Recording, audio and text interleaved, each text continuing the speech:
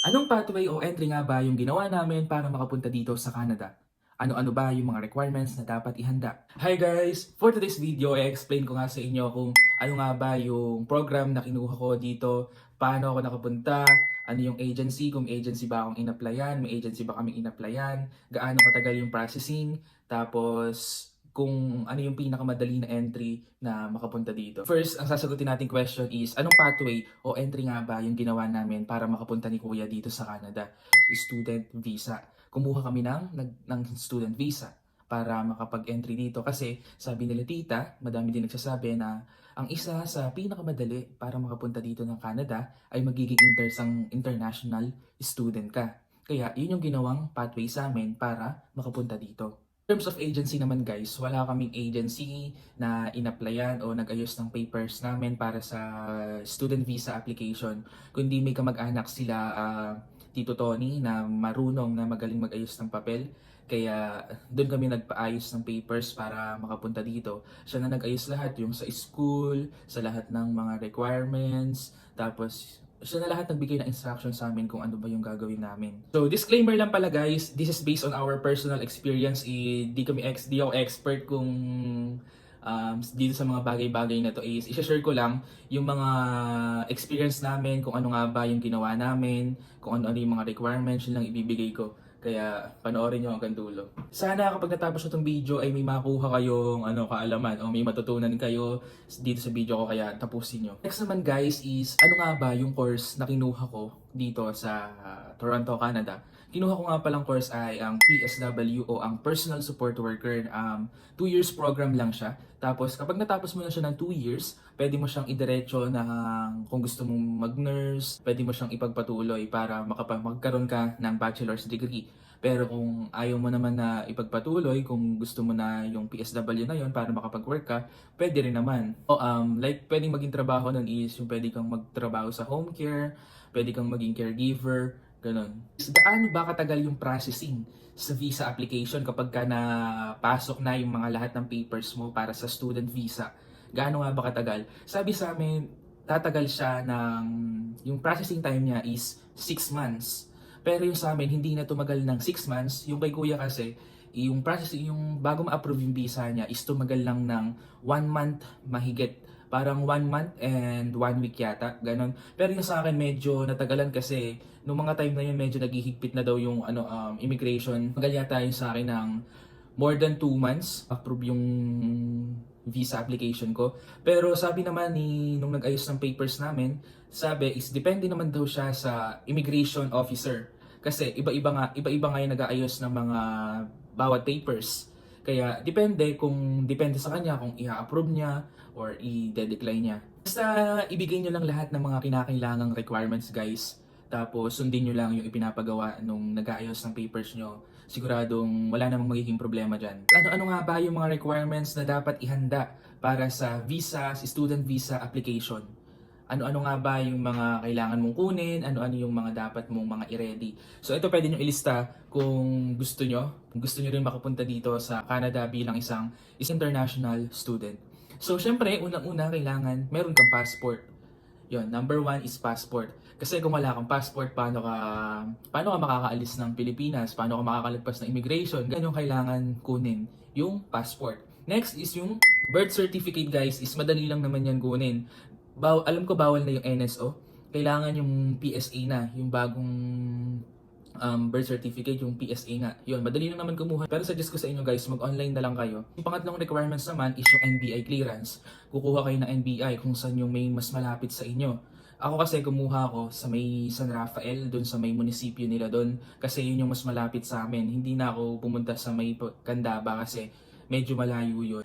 Next naman guys is yung sa school credentials. Ano-ano ba yung mga requirements na kailangan mong kunin sa school na dapat mong isend sa nag-aayos ng papers mo or sa agent, kung may agency ka man, ano-ano ba yung mga school credentials na dapat kunin. Syempre, una yung diploma mo. Kung graduate ka ng grade 12, kung graduate ka ng college, yun yung kukunin mo, yung diploma. Diploma, isa yun sa katunayan na nakagraduate ka o may tinapos ka dyan sa Pilipinas. Next naman is yung TOR mo. Kung sa college lang to pero kapag ka senior high or high school ka, kukunin yata is SF10, kung di ako nagkakamali. SF10 ba nga ba yun?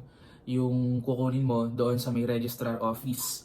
Gusto nyo mga makapunta dito guys, is ito na agad yung una nyong kunin kasi medyo matagal to. Yung akin kasi bago ko nakuha is mga 1 month. Naghintay ako ng 1 month bago makuha ko yung SF10 ko o yung transcript of records ko doon sa school. Next naman is yung Certificate of English as the medium of instruction. Yung school kasi namin, hindi na siya nagre-require na mag-take ka ng IELTS, mga ganon. Ang pwedeng pang sub daw doon is yung, yun nga, kukuha ka ng Certificate of English as the medium of instruction, yung nakatunayan na English yung ginagamit sa pagtuturo sa atin. Bago yun guys, i-check nyo muna sa school kung nagre-require ba sila ng IELTS or hindi.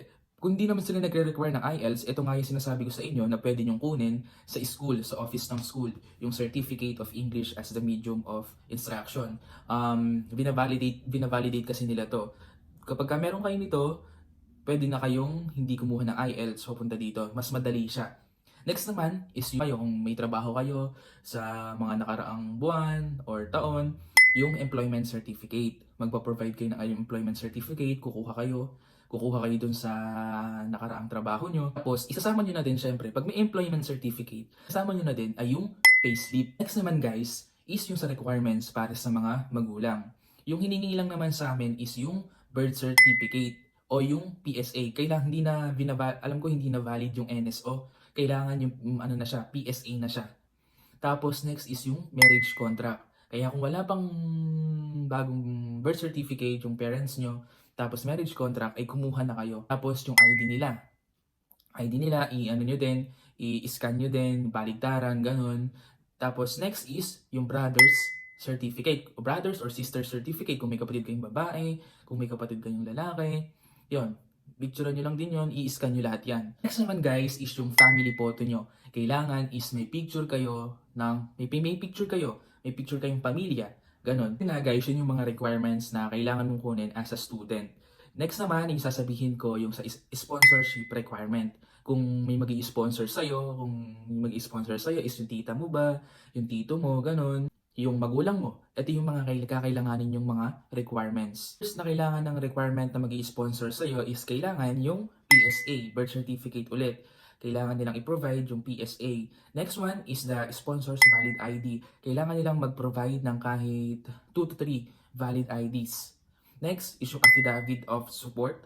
Kailangan kukuha kayo niyan ng affidavit of support. Next is yung proof of assets and bank certificate. Kukuha kayo ng parang bank statement na yun yung magpapatunay na kaya mong isupport yung pamangkin o kung ano man, kung sino man yung kukunin mo, na kailangan may ipapakita kang pera sa bangko o yung proof of funds mo na kailangan is yung laman ng bangko mo na kailangan mong ipakita o yung show money na kailangan mong ipakita. Alam ko ngayon nagtaas na siya. Dati is, alam ko 10,000 lang yan. 10,000, ganun. Ngayon yata is naging 20,000 na siya. Pero yung alam ko na yung pinakita nila dito na show money nun sa bank nila is more than 20 pa. Ang requirements na to, nakukunin mo yung affidavit of support, yung bank statement, tapos yung mga sponsors, employment certificate, mga payslip, yon kailangan is nakataryo siya o notarize. Ipapa-notarize na siya. Ulitin ko yung mga requirements ng sponsors, mga mag-i-sponsor sa'yo. First is yung PSA nila.